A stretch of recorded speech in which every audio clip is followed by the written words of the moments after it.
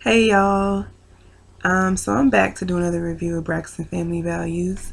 I didn't get a chance to do a review of the two episodes before this one, but I'll kind of touch on them in this review.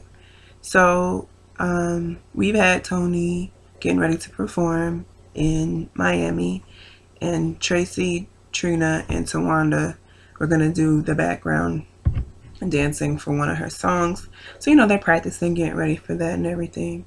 And Tracy just seems to still be a little loopy, for lack of a better word. And everyone thinks that she's still been drinking, and so they perform eventually, and she's still a little, slower than everyone else.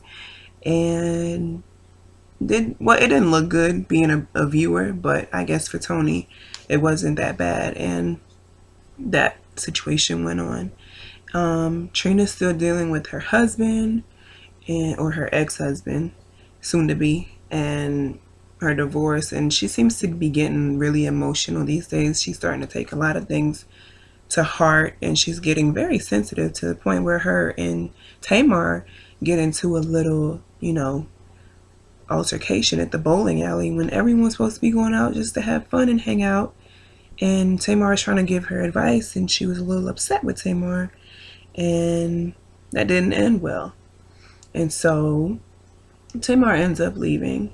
And but what one thing that I can say is that, you know, for Trina, she's taken everything to heart, but she did bring up something to Tamar that, while Tamar's giving her advice on letting people get to her and giving people the upper hand, she's like, you have arguments with people via Instagram, Facebook, and Twitter all the time, and you're sitting here trying to give me advice, and Tamar denied, denied, denied. No, I don't let anyone get to me. I don't let anyone do this. I don't let anyone do that. And I'll touch on that a little later. So that happens. And so now, as you can see, everything's just building up. So we got all the way from the Atlanta show up until now. And there's always just been these little fight, little fight, little fight. And each time it's like Tamar just removes herself a little bit further every time. So the day comes now for Tony and her son Diesel to give away an award for the United Negro College Fund for a college student who has autism. And so, Tony's excited. She's excited for her son, and he gets to be on TV and do all these things. And so, all of her sisters are supposed to be there to support Diesel. That's their nephew. He's getting so big, by the way. And, that's their nephew, and everyone's supposed to come out to support him, and he's looking for everyone to be there. So, according to Tamar, she pulls up to the event, and she sees Tawanda and Trina and their kids walking in with her stalker. Did you know that Tamar Braxton had a stalker? Because I didn't know. I wasn't aware. I even Googled it because I just needed to know. But it turns out that her stalker is someone who has actually worked for Tony for quite some time, but she feels like he stalks her on Instagram, Twitter, and Facebook. Now, all right, I'm not going to say her feelings are invalid. It just seems like to me that her being there for Diesel should have been more important to her than being in the same place as this one person. You don't have to be next to them. You have to sit next to them. You could just be on the opposite side. Just be there for, your nephew. And apparently her sisters felt the same way, and they let her know. And she's like, oh, so I'm the bad guy. Oh, you guys making me out to be the bad guy, but no one wants to say that. Why were they even hanging out with him and this, that, and the other? But he's been working for your sister. Okay.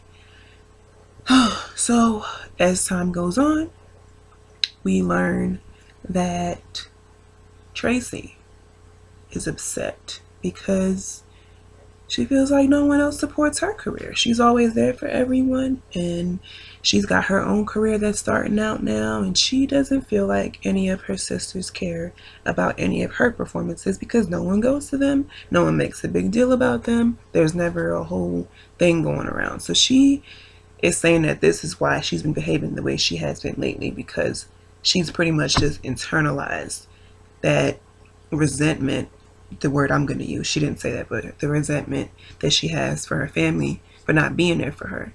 And it sort of makes sense, but you know, this is what it is. So here's what it all comes down to. They finally have this big blowout in front of Mama Evelyn, and she's like, you know what? We're going to get you guys some help because you guys are going to tear my family apart. And she calls in Bishop T.D. Jakes, as well as their father. And they have this big family meeting, which I think is well overdue because this is starting to get out of hand. These are grown women, and they can't speak to each other. They can't talk to each other. No one can express themselves without one person, usually Tamar, playing the victim and saying, oh, I'm the bad guy. And oh, no one's saying anyone's the bad guy. They're just saying how they feel. And Tamar has a way of saying that didn't happen. That's not true. Or no way, that you're lying. And I'm not a psychiatrist, never been a psychiatrist. I just like to observe, and I know my own personal experiences. And I dislike it when someone says to you that what you're saying is not true. Why not take 1 second, step back and look and say, did I really do that? Did I really say that? Did I really make that happen? And sort of see where this person is coming from instead of just throwing away what they're saying off bat, because it seems like you don't want to hear what they have to say, and instead of accepting it and realizing that maybe, because they could be wrong, that maybe something that they're saying is valid, you just dismiss them. And that makes no one want to talk to you. So it's sort of like a self-fulfilling prophecy where you feel like no one cares about you, or no one's going to be there for you, or no one this or that, when you're not letting anyone even talk to you. Nobody wants to be around somebody they can't talk to. I don't want to. Let me speak for myself. I don't want to be around somebody that I can't talk to or express myself to. So I can understand where her sisters are coming from. All in all, so the sisters meet with Bishop T.D. Jakes. Everyone's there. Everyone goes around the room and says what they think is happening to the family and why everyone is where they are today and what they want from this situation, from this sit down. And Tamar brings up all these things that she misses from her family, and she feels like everything is happening because now she has her dreams, but she didn't know that it would cost her family. And she breaks down and she's crying, and everyone in the room is just like this.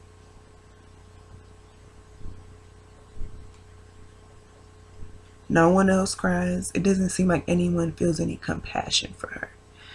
And T.D. Jakes asked them, do you guys believe her? And everyone said no.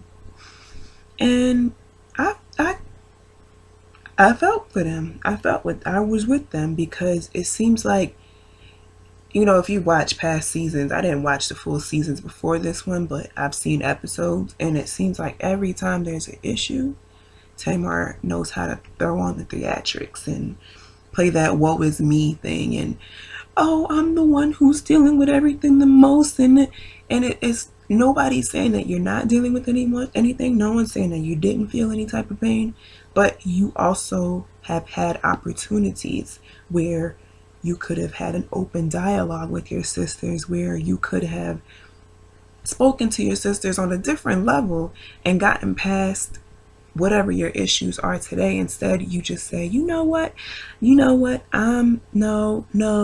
okay, I'll be the bad guy, blame me, blah, blah, blah, and then you get up and you leave. Where are we going to find a solution? Where is there going to be a solution?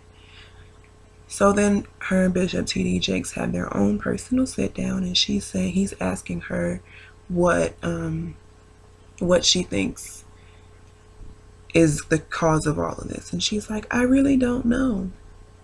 Now, for at least this season, Almost every episode, it comes up. The Atlanta show, when you had your sisters kicked out, when you had everyone removed and you were cursing and cursing out your sisters, according to what they say. I wasn't there, like I said. And you're going to keep saying you don't know, you don't know, you don't know when people are telling you. How? Where do you think? Where? What else? What else? What else? What you? So it just magically happened. No one said anything to you. It's just all a mystery to you. I don't think so. But as I think what I hope to see going forward is Tamar actually for real take a step back and listen. Just listen. Listen without being defensive. Listen without, wanting to have something quick to say back to hurt the other person because you feel hurt. Everyone that tries to give you constructive criticism or tell you how they feel is not against you. No one has to be attacking you. You don't have to take it as an attack. You can just say, you know what? This is my sister. I love her. I care about her. And clearly she feels like there's something wrong between us. Let me hear what she has to say. Hear her out. And then now say, okay, Tony, Tawanda, Trina, Tracy, what can we do to fix that going on from here today? And let's see where it goes. And it's not just Tamar. I mean, switch the name and then switch your sisters' names. All of y'all need to do that. You guys are grown. You guys are adults. Like, get it together, And I just I really hope that they get it straightened out because, everyone's not blessed to have a family that is one that close, as close as they even once were, or willing to even be there for each other the way that I've seen them in recent episodes, and but it sucks when you guys are around each other and there are things getting pushed under the rug and no one's dealing with them because you're prohibiting yourselves from being even closer than you ever imagined or closer than you could be just because you don't want to deal with the real issues at hand. And so going forward, I do hope that these sisters in their speakings and talkings to Bishop T.D. Jakes and their parents and everyone being there. I hope everyone's open. I hope everyone's honest. And I hope that they get it together because it's just sad. They have such a beautiful family and they have such great potential. And they've been blessed beyond what they probably even see. And I think they'll get it together though. I really do. I hope they do. So I'll be watching on Thursday and I hope you guys will be watching too. Tell me what you guys thought about this recent episode. And that's about it. Thanks for watching. See you later.